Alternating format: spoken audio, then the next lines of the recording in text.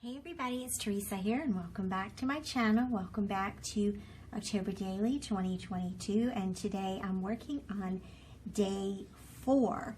And so what I've done, similar to last year, I did a candy bar with just some chocolate and candies left out, and I added those boo masks that I did that layout about last year.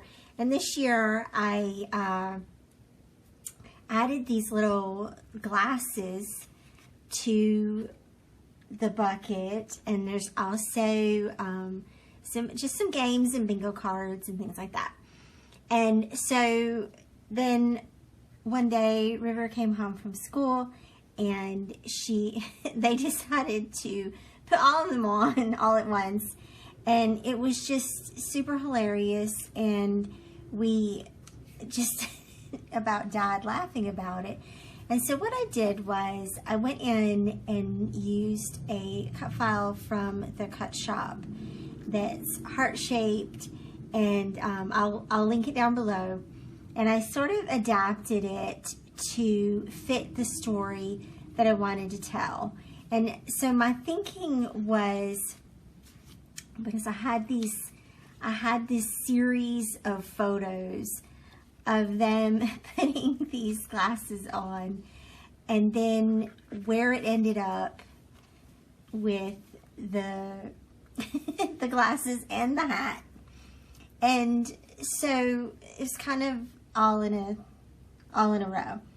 And so then I had the idea, remember a couple of years ago, Ali Edwards did that heart in her December daily, and it was folded in half, and she had photos and journaling.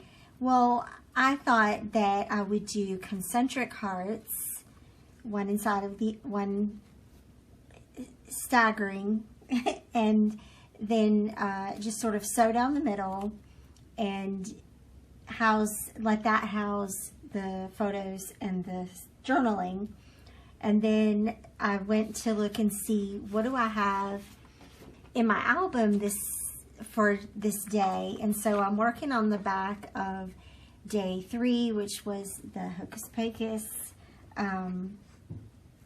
just that little poster. And so I've got a blank page here.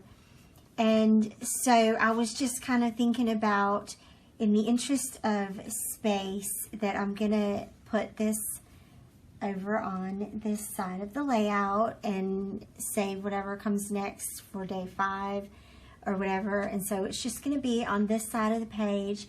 I'm probably going to use, this is a pattern paper from Simple Stories Happy Haunting, and I chose it because it's just a simple black pattern on white.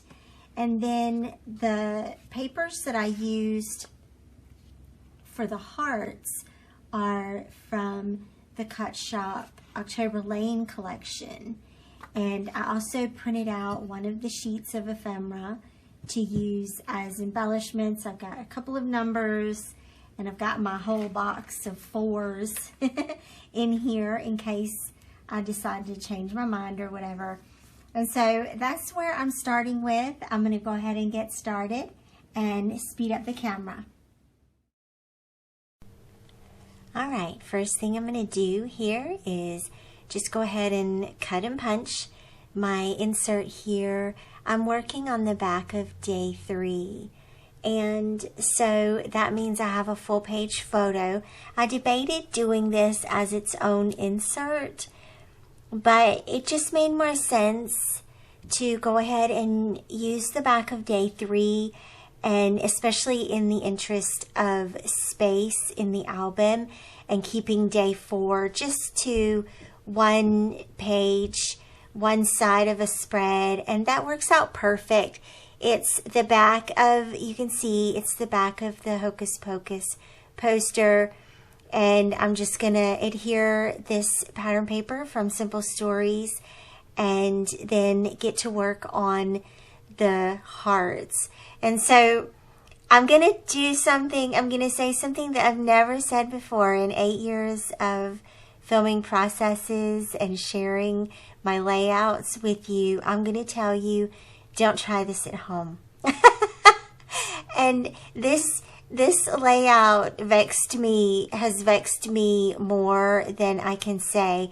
And the amount of technical difficulties that I went through to complete this layout is just a little bit mind-boggling, but I'll share with you as we go through just a little of what happened. And so I had mentioned that my computer completely died, blue screen of death, due to Hurricane Ian, and we were able to rebuild everything. Everything was backed up.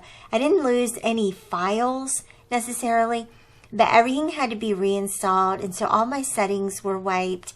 Every piece of software that I work with to create these layouts and to create these videos was just starting from scratch. And so every time I opened something to do the silhouette software, Photoshop, Corel to edit videos, everything was a mess. So anyway, I finally worked through all that and got to where I could use the silhouette so I could cut these hearts. And I printed them on photo paper. And as you know, and I've talked about this before, the struggle of working with photo paper, and you can see I'm struggling with it right now, is the fact that it has this coating. It's the coating that gives it the super crisp detail, but it also means that you cannot fold this mess. You can folding photo paper is just a crazy endeavor, but I did it nonetheless. And I decided to cut the backing hearts, the pattern paper hearts that are going on the back. I decided to just cut those in half and adhere them to the front hearts so that at least they would be attached to this staggered heart notebook thing. I don't know.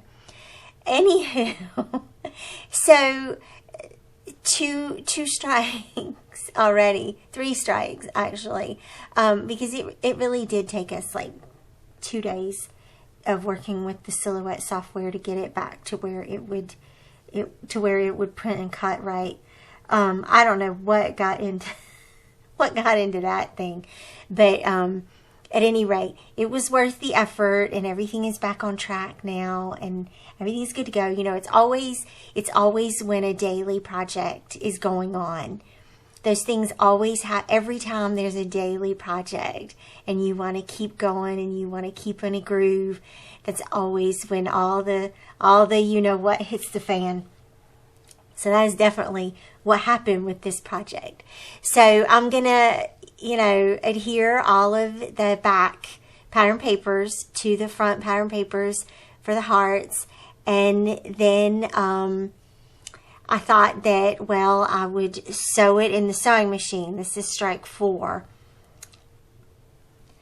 And, well, don't you know that the sewing machine will go through 1 layer of photo paper. It'll go through 2 layers of photo paper, but it won't go through 3 or more. So there's random stitching at the top of this, at the top of this thing that I just have to leave it there. I'm not reprinting these photos. I've printed these papers and these hearts like 3 times already. I'm not reprinting them again. So then I pulled my long arm stapler and I thought, well, I'll just use that. And this is strike 5.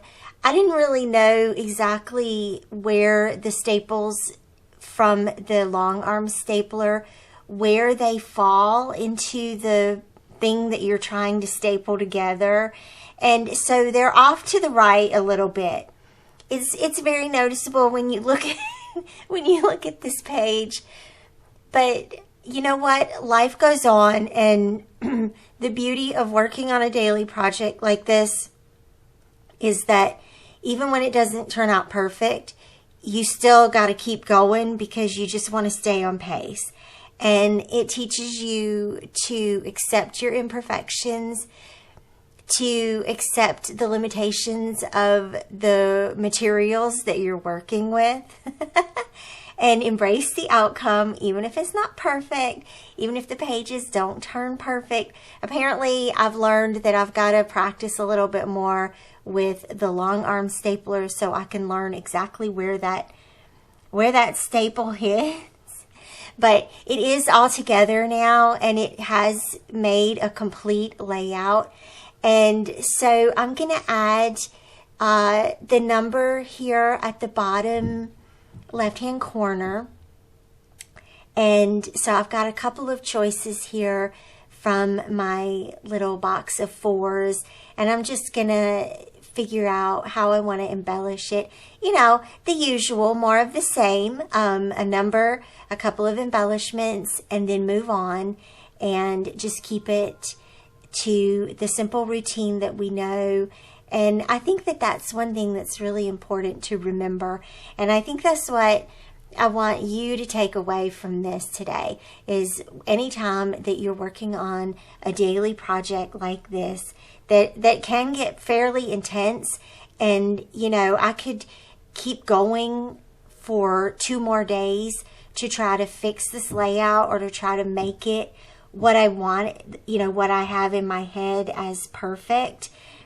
And then I get off track, and then we lose our interest, and then we get frustrated with it, and then we put it on the shelf. And rather than go down that route, let's go down the route of, hey, this is a funny story in the end. I got it put together. It's not perfect, but I love it anyway, and it still does the job that it needs to do. All right, so here's what I'm going to do with this number 4. I'm going to use the wooden number 4. I felt like that gave a little bit of contrast, and I also felt like the 4 was big enough in scale to match with the hearts. And then I also paired it with the little black cat, and that's a nod to how River and Zoe, our black cat Zoe, hang out together all the time in their room, and they're like best buds sometimes. And then I also added a couple of stars, and you'll see in something I added after I turned off the camera was the little eek word as well. I added that after I stopped filming because I felt like it needed some kind of title or catchy word or something. I don't know. It just needed a little something else down at that bottom to pull your eye down there. I used the little graph paper, pattern paper heart to do the journaling and added another little cluster there. And then we're going to call this layout done. We're going to move on to day 5, and you'll see that coming up very soon. Thanks so much for watching, and I'll see you back here very shortly. Bye-bye.